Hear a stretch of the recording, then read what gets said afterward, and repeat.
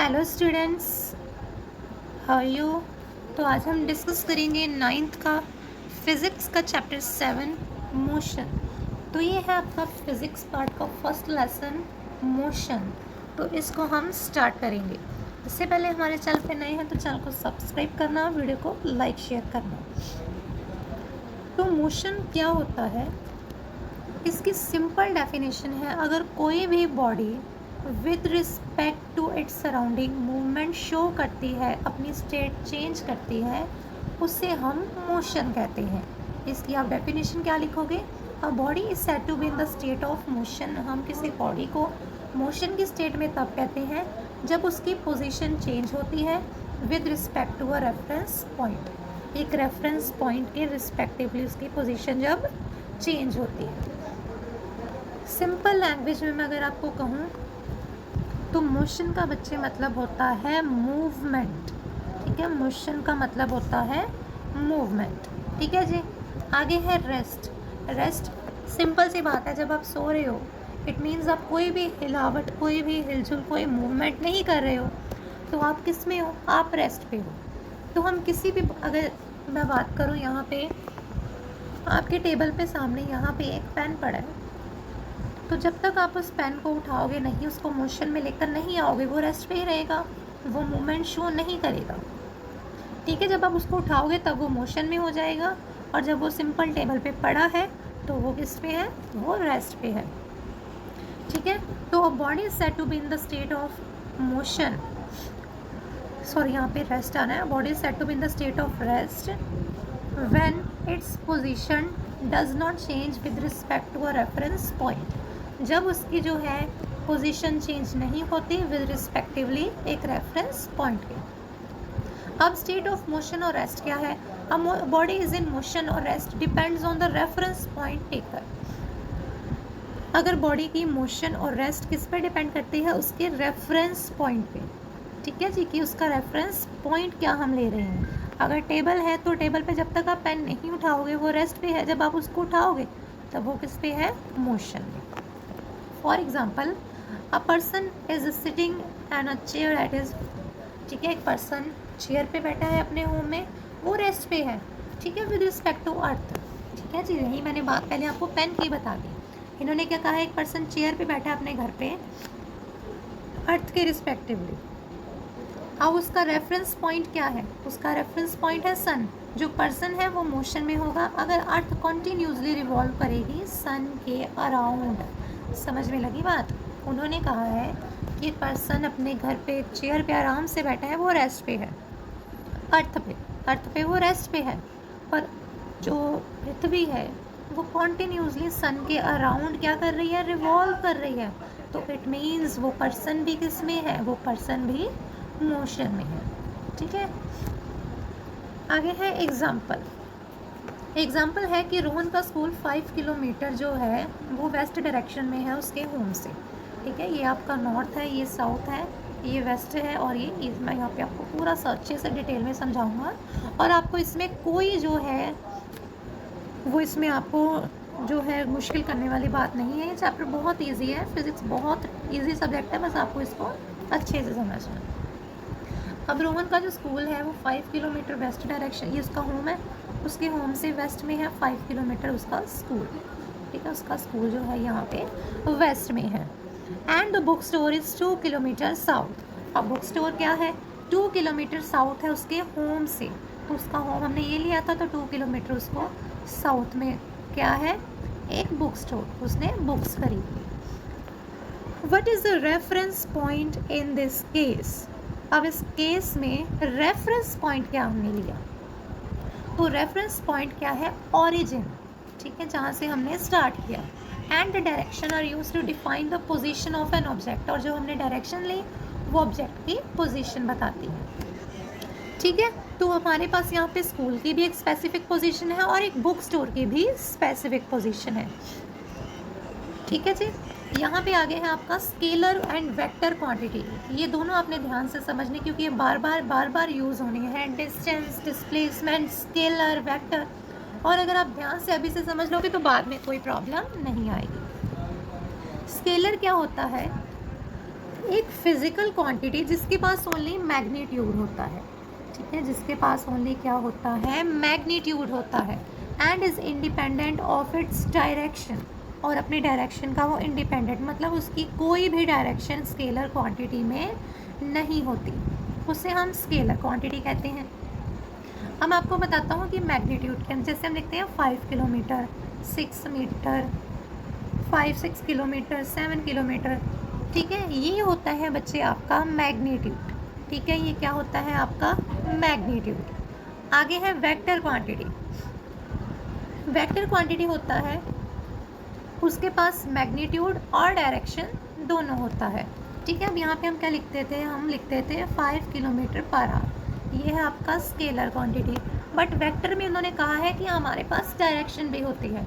अब डायरेक्शन कैसी होती है, जैसे 5 किलोमीटर पर आवर नॉर्थ की तरफ, पर आवर साउथ की तरफ, वेस्ट की तरफ, ईस्ट की तरफ, तो जब डायरेक्शंस आ जाएं तो वो होती है वेक्टर क्वांटिटी। आगे है डिस्टेंस।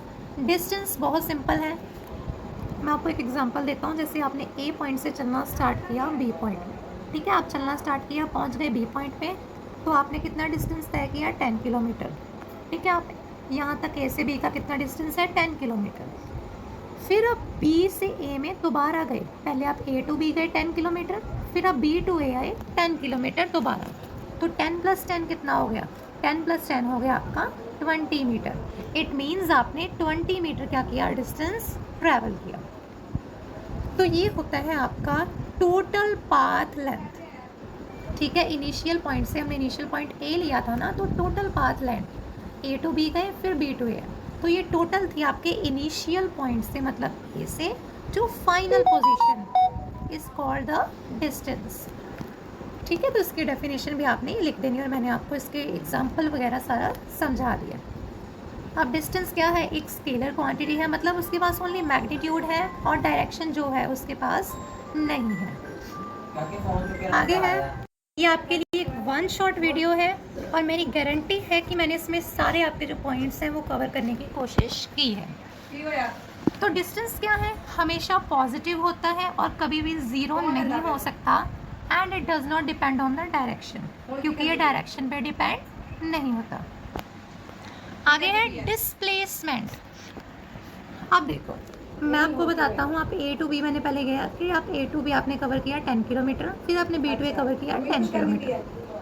अब इन दोनों पॉइंट्स के बीच का जो शॉर्टेस्ट डिस्टेंस है, डिस्प्लेसमेंट को हम सिंपल लैंग्वेज में कहते हैं shortest distance between point A और पॉइंट बी, या जैसे आप कहते हो from initial position to the final position. तो इनमें से सबसे शॉर्टेस्ट पाथ क्या है, ए टू बी, मतलब कि सिर्फ 10 मीटर इसमें शॉर्टेस्ट पाथ है। और अगर आप 10 किलोमीटर बी टू ए दोबारा जाओगे तो वो आपका डिस्टेंस काउंट होगा, ठीक है जी। डिस्प्लेसमेंट वेक्टर होता है, एक याद रखना कि डिस्टेंस एक स्केलर क्वांटिटी है, मतलब इसमें आपकी डायरेक्शन इंक्लूड नहीं होती, बट डिस्प्लेसमेंट आपकी वेक्टर क्वांटिटी है और उसमें डायरेक्शन इंक्लूड होती है। अब आपका एक दिया है यहाँ पे न्यूमेरिकल, एक कार जो है वो सर्कुलर ट्रैक पे क्या कर रही है, मूव कर रही है। सर्कुलर ट्रैक है बच्चे, यहाँ पे मैं आपको समझाता हूँ, यहाँ पे हम कलर चेंज करते रहते हैं। ये है आपका सर्कुलर ट्रैक, सर्कुलर ट्रैक है आपका, ठीक है, और उसका रेडियस कितना है, 210 मीटर। उसका रेडियस कितना है, रेडियस आपको पता है ना, सर्कल का ये सेंटर है, उसका जो हाफ है वो होता है रेडियस, ये है 210 मीटर्स। अगर वो सिर्फ 60 सेकंड लेता है 1 राउंड को कंप्लीट करने के लिए, सर्कुलर ट्रैक है, अगर वो 60 सेकंड का टाइम लेता है एक पूरा राउंड कंप्लीट करने के लिए सर्कुलर ट्रैक का, तो आपने क्या पता करना है, आपने पता करना है यहाँ पे डिस्टेंस और डिस्प्लेसमेंट आफ्टर 3 मिनट्स। तो 60 सेकंड मतलब 1 मिनट में उसने एक राउंड किया, और उसके बाद 60 सेकंड 2 मिनट्स में 2 राउंड, और 3 मिनट्स में 3 राउंड। तो 3 मिनट्स के बाद आपने डिस्टेंस और डिस्प्लेसमेंट उसका पता करना है। तो डिस्टेंस आपका यहाँ पे देखते हैं, जो कार है वो 1 राउंड कंप्लीट कर रही है 60 सेकंड में, तो मैंने आपको पहले ही बता दिया कि 3 मिनट में कितना करेगा, 3 राउंड्स कंप्लीट करेगा। जो डिस्प्लेसमेंट है कार की वो 3 कंप्लीट राउंड्स कर रही है 0, और इनिशियल और फाइनल पोजीशन है कार की same after 3 complete rounds. Therefore जो डिस्टेंस होगा स्टार्टिंग से एंडिंग पॉइंट का वो क्या होगा, वो होगा इस केस में 0। Our distance covered by car in the one track is the circumference of circular track। आप सर्कल का जो पेरीमीटर होता है उसको हम सर्कमफ्रेंस कहते हैं ना, तो सर्कल का सर्कमफ्रेंस का फॉर्मूला क्या है 2πr। ठीक है, मैथ्स में आपने पढ़ा होगा। 3 राउंड्स में कितना किया, 3 को मल्टीप्लाई कर दो 2πr से। ठीक है, तो यहाँ पे आपने कर देना है मल्टीप्लिकेशन, पाई की वैल्यू हम ले लेंगे 22/7। 3 को 2 से किया 6 आ गया। तो आगे आपने जब इसकी कटिंग की, ठीक है 2 मिनट, हाँ जी, यहाँ पे जब आपने इसकी कटिंग की तो आपका 3 राउंड्स में कितना डिस्टेंस आ गया 3906 मीटर। अब 2 टॉपिक्स रह गए हैं, यूनिफॉर्म मोशन और नॉन यूनिफॉर्म मोशन। इसके बाद बस आपके थोड़े से टॉपिक्स रह गए हैं, वो नेक्स्ट वीडियो में हम बस 2 वीडियोस में इस चैप्टर को फुली फिनिश कर देंगे। और मुझे पूरा विश्वास है कि इन दोनों आप वीडियो को अच्छे से चेकआउट कर लो, समझ लो, इस चैप्टर में आपको कोई डाउट नहीं है, मेरी गारंटी है। अब यूनिफॉर्म मोशन क्या है, जब एक बॉडी ट्रैवल करती है equal distance equal interval of time में, तब हम उसे यूनिफॉर्म कहते हैं।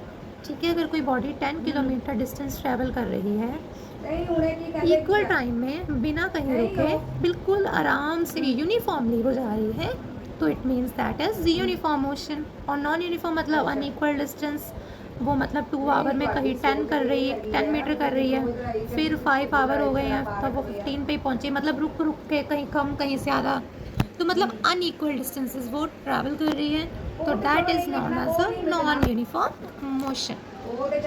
Okay students, I hope video आपके लिए हेल्पफुल है। Thank you so much for watching.